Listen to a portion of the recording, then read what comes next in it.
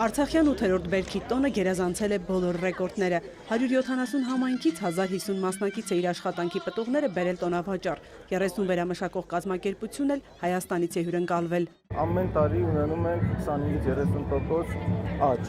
եւ մասնակիցների եւ ցուցադրվող բերքի եւ ընդհանուր առմամբ ապրանքների առումով։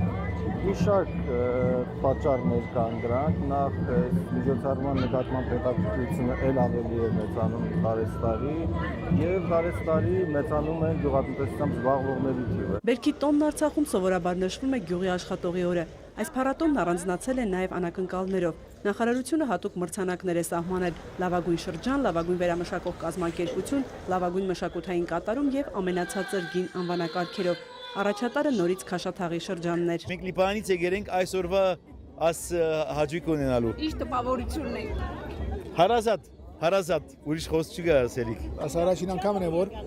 մենք Արցախի մեջ եղած ենք։ Տրամադրված եք ինչ-որ բաներ գնելու։ Անպայման։ Բերքի փառատոնին ներկա էր Արցախի նախագահը։ Բակո Սահակյանը շրջել է տաղավարներով, շնորհավորել մասնակիցներին, հետաքրքրվել մենատնտեսներին հուզող հարցերով։ Արցախում երբ որ ես կամ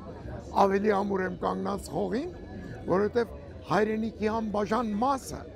պետք է հզոր լինի։ Իսկ ես տեսնում եմ այս բերքահավաքի տոնին, տեսնում եմ այդ հզորությունը եւ ինքս հզորանում։ Տոնին մեծ խմբերով մասնակցել են նաև օտարերկրացիներ ու սփյուռքահայեր։ Փառատոնի մեկնարկից արդեն 2 ժամ անց տաղավարների մի մեծ մասը դատարկված էր։